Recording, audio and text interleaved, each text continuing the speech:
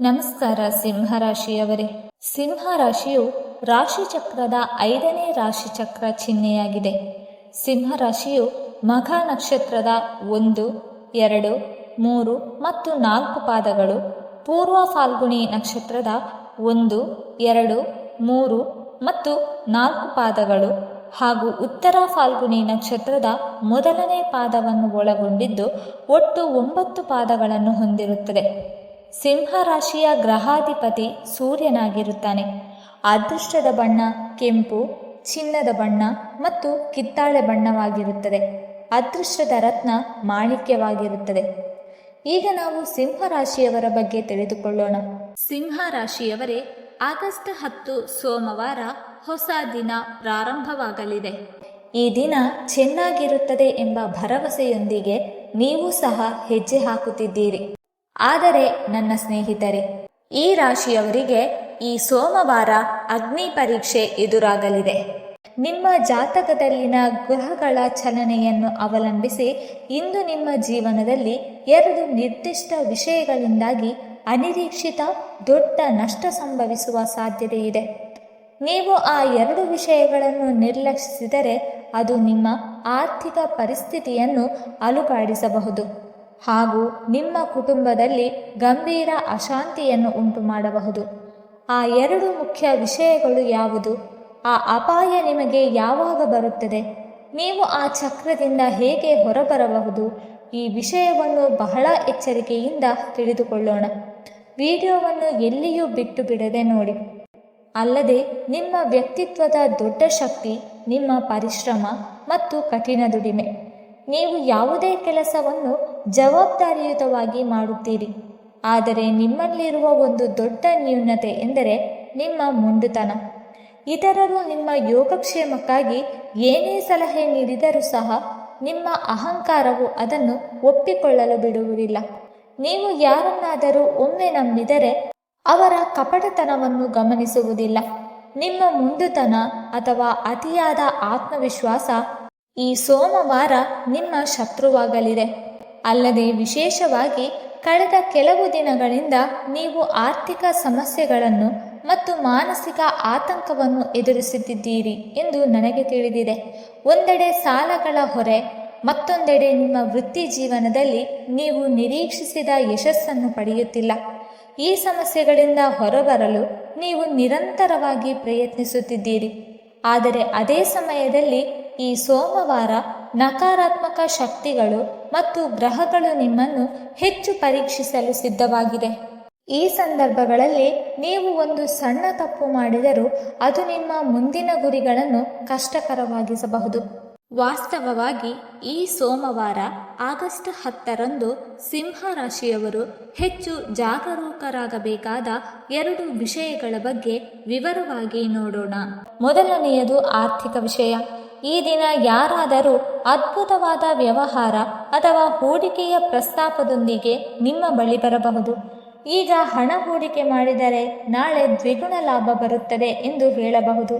ಅಥವಾ ನಿಮ್ಮ ಕಚೇರಿಯಲ್ಲಿ ಯಾವುದೇ ದಾಖಲೆಗಳಿಗೆ ತಕ್ಷಣ ಸಹಿ ಹಾಕುವಂತೆ ಒತ್ತಡ ಬರಬಹುದು. ಇದೇ ನಿಜವಾದ ತಿರುವು. ಆ ಸಮಯದಲ್ಲಿ ನಿಮ್ಮ ಮನಸ್ಸು ಮೋಸ ಹೋಗಬಹುದು. ನೀವು ದಾಖಲೆಗಳನ್ನು ಸರಿಯಾಗಿ ಓದದೆ ಸಹಿ ಮಾಡಿದರೆ ಅಥವಾ ಭರವಸೆಯ ಮಾತುಗಳನ್ನು ನಂಬಿ ಹಣ ನೀಡಿದರೆ ನೀವು ಗಳಿಸಿದ ಹಣ ನಷ್ಟವಾಗುವ ಸಾಧ್ಯತೆಯಿದೆ. ಕಾನೂನು ಸಮಸ್ಯೆಗಳು ಉಂಟಾಗಬಹುದು ಮತ್ತು ನಿಮ್ಮ ವೃತ್ತಿ ಜೀವನಕ್ಕೂ ಹಾನಿಯಾಗಬಹುದು. ಎರಡನೆಯದು ಪದಗಳ ನಿಯಂತ್ರಣ ಮತ್ತು ಮಹಿಳೆಯರೊಂದಿಗೆ ವಿವಾದ.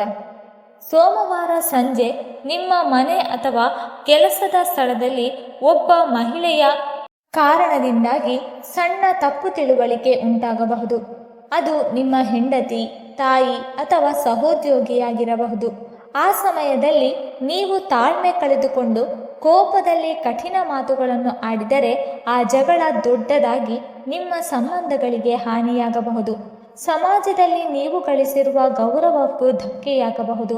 ನಿಮ್ಮ ಮಾತುಗಳನ್ನೇ ನಿಮ್ಮ ವಿರುದ್ಧ ಬಳಸುವ ಸಾಧ್ಯತೆಯೂ ಇದೆ. ಈ ಎಲ್ಲ ಸಂದರ್ಭಗಳು ಸಂಭವಿಸಲು ಚಂದ್ರನ ದುರ್ಬಲ ಸ್ಥಾನ ಮತ್ತು ಶನಿಯ ದೃಷ್ಟಿ ಕಾರಣವೆಂದು ಜ್ಯೋತಿಷ್ಯದಲ್ಲಿ ಹೇಳಲಾಗುತ್ತದೆ. ಜ್ಯೋತಿಷ್ಯದ ಪ್ರಕಾರ ಆಗಸ್ಟ್ 10ರಂದು ಚಂದ್ರನು ನಿಮ್ಮ ರಾಶಿಗೆ ನಕಾರಾತ್ಮಕ ಸ್ಥಾನದಲ್ಲಿರುವುದರಿಂದ ಮಾನಸಿಕ ಗೊಂದಲ ಹೆಚ್ಚಾಗಬಹುದು. ಯಾರು ನಿಜವಾದ ಸ್ನೇಹಿತರು, ಯಾರು ಶತ್ರುಗಳು ಎಂಬುದನ್ನು ಅರ್ಥ ಮಾಡಿಕೊಳ್ಳುವುದು ಕಷ್ಟವಾಗಬಹುದು. ನಿಮ್ಮ ಪರಿಶ್ರಮಕ್ಕೆ ತಕ್ಕ ಫಲ ತಡವಾಗಿ ಸಿಗಬಹುದು. ಆದ್ದರಿಂದ ಇದು ನಿಮ್ಮ ಬುದ್ಧಿವಂತಿಕೆ ಮತ್ತು ಮಾತಿನ ಮೇಲಿನ ಪರೀಕ್ಷೆಯಾಗಿರುತ್ತದೆ. ಆದರೆ ಈ ಸಮಸ್ಯೆಗಳಿಂದ ಹೊರಬರಲು ಕೆಲವು ಸರಳ ಮಾರ್ಗಗಳಿದೆ.